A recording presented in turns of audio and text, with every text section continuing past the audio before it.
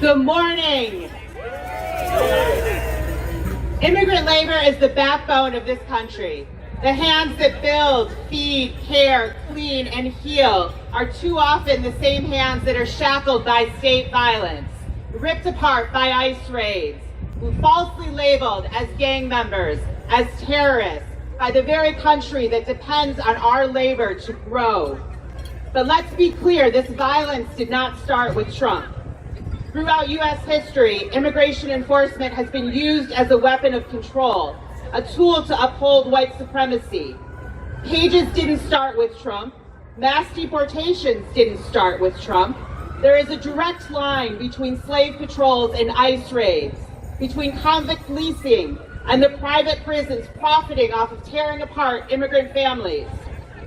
But there is also a direct line between the Underground Railroad and sanctuary cities. From the Black Freedom Movement to the sanctuary movement of the 1980s, to the thousands of people on the streets of Chicago today.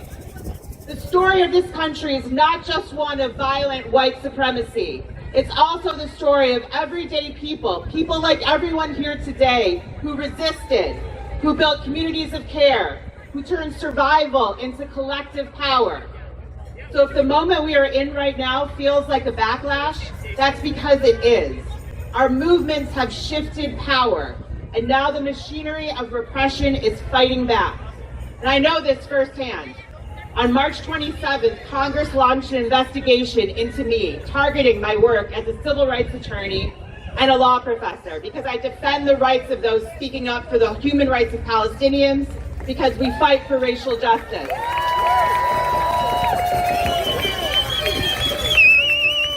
Congress said my work was troubling, and they demanded my personnel file, information about my clients, a donors list. My first reaction was fear. But then I remembered what organizers taught me, that fear thrives in isolation, and that when we fight, the same day I learned that Congress was investigating me, I filed a legal brief defending Chicago's sanctuary laws. That brief shared the stories of immigrant mothers who, without sanctuary protections, were facing an unthinkable choice: either secure medical care for their children or risk deportation. They told their stories despite their fear. They told their stories because they believed in a world where what was legal would one day be also what was just. So when Congress came after me and I feared for my child, I remembered their strength and I chose to fight. Not just because of my incredible legal team, but because of the women who clean our buildings, paint our homes, make and serve our food, because they trusted me with their stories, because they believed in a future where what is legal will be what is just. And so I fought back. A coalition formed, thousands stood with me, we filed an emergency motion, Congress backed down. And that is what we do. Even in the face of repression, investigations, fear, we organize, we protect, we resist. We build networks of resistance that transcend boundaries and bureaucracies.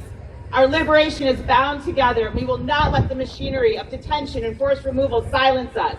Because when we fight, when we fight, thank you.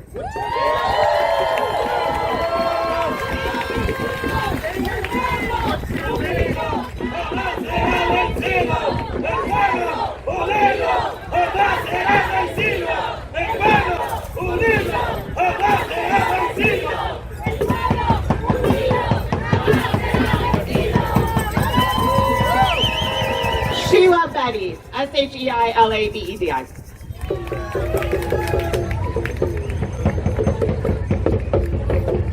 El pueblo unido jamás será vencido. El pueblo unido jamás será vencido. The people united will never be defeated.